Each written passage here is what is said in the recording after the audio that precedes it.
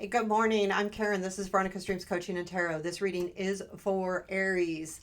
Sun, Moon, Rising. It is what I call a personal growth reading. And what we're taking a look at is blocks, strengths, challenges, and unexpected, also advice. I'm going to be using the Haunted House Tarot for the reading. If I need clarifying, I'm going to use the Radiant Wise Tarot. And let's get started. Again, this is what I call a timeless reading. I am doing this at the end of October. Um, but also keep in mind, take what resonates here because these are more advice driven, overcoming something that you're stuck on, or the blocks are the important part of the reading. And what do you need to do to get through that and understand it? Also, yeah, always take a look at your other placements with this type of reading. It really is helpful. So let's get started. I'm going to give it a couple more shuffles here.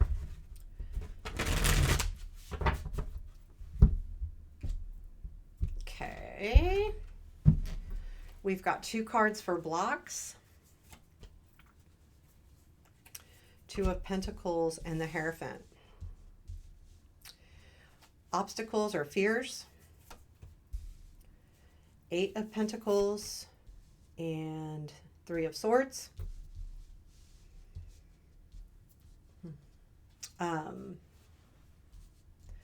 Strengths, Two of Swords, and the King of Cups. What you don't see, Four of Pentacles, Nine of Swords. Unexpected is the Queen of Swords. Where does this lead? Four of Wands and advice. That's Six of Pentacles. Chauffeur. The Chariot's at the bottom of the deck. You see why I said chauffeur? Chauffeur's at the bottom of the deck. So there is something here about moving forward. There also could be something about travel. So this could be different. So this bottom of the deck could be what the overall reading is about, but it doesn't have to be. The more important thing is if the cards resonate with you. But I do feel like there's either something that you really, really want and you're headed for it, or it could be something like that's coming up, travel's coming up or something, and you're a little bit apprehensive about it. Again, this is about the blocks that are important here because we're going to get right to the blocks here. We have Two of Pentacles with Hierophant. And I feel like there's a couple things here that, for one, there's a commitment coming in that you are completely blocked from. And the Two of Pentacles, what I'll tell you, the Two of Pentacles, I feel like this could be someone coming back around now having time to focus on you, or you now have time to focus on a situation. It could be either way. But I do feel like with the Hierophant, this is about putting more energy into something, either making a commitment or do I really want to do this?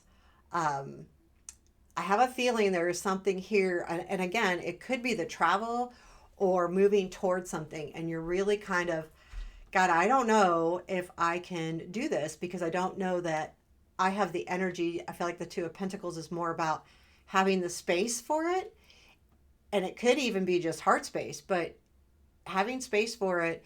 And with the Hierophant, really either committing to it or taking something to the next level. And is this, and you're really kind of like, now, I will be honest, it comes from this. This is going to be up to you in the end because of the Two of Swords here and the strength. But I feel like here's what the obstacles are or fears. I think this can go either way.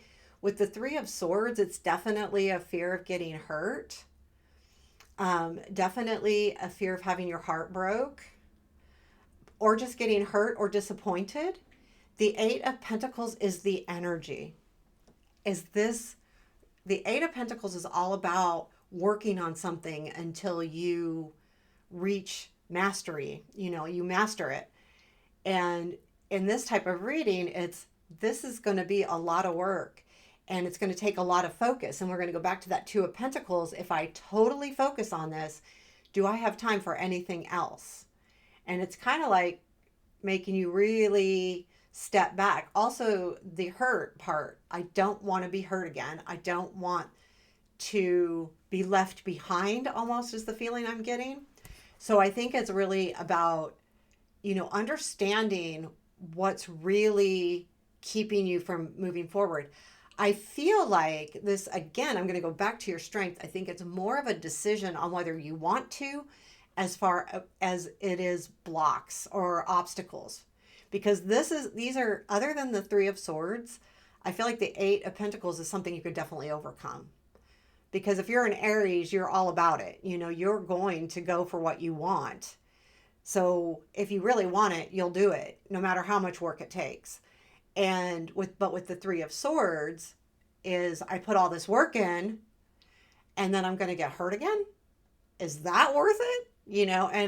And I am an Aries, so I understand. Like we tend to, life's about us. I mean, come on, let's get real, right? So, let's be real here. And do I really want to put myself through that again? And most Aries think pretty highly of themselves. They have a lot of confidence. And so the work part isn't really the obstacle as much as it is together with that Three of Swords. Do I really want to do this? Because I really don't want to get hurt again. And is it going to be worth it? The Two of Swords with the King of Cups here tells me that it could be, it's really going to be up to you on what you want to do here. And this is why I kind of feel like it's almost love.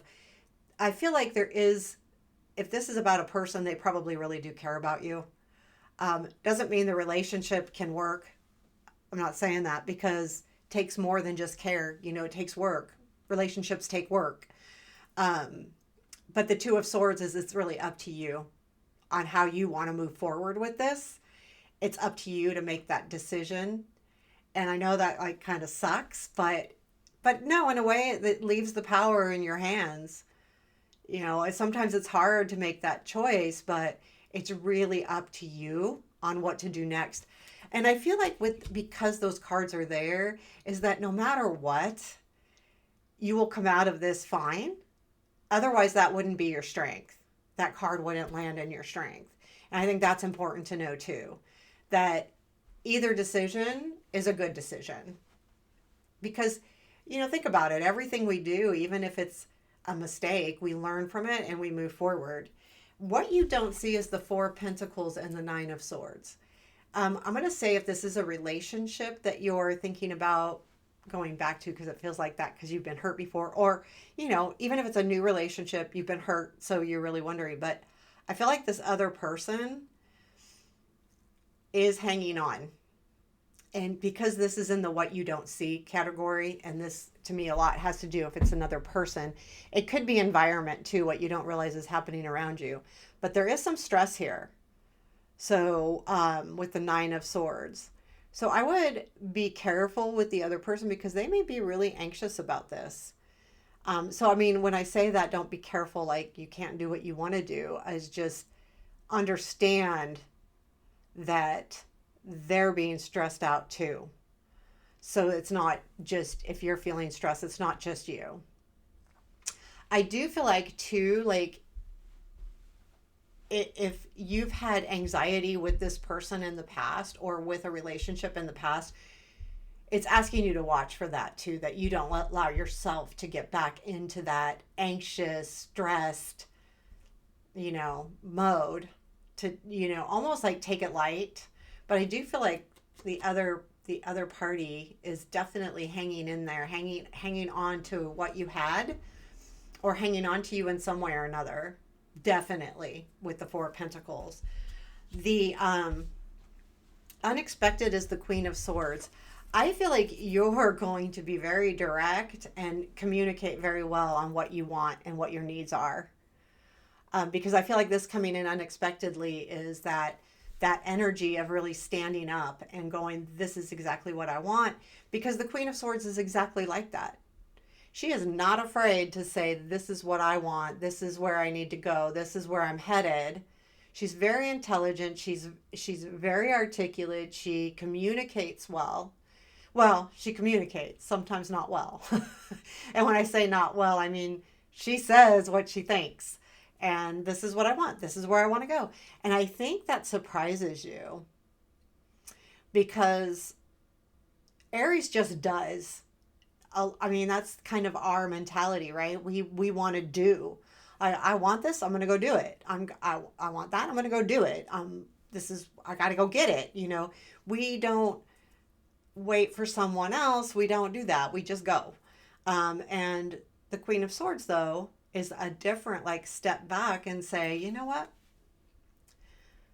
I'm going to communicate my needs. You know.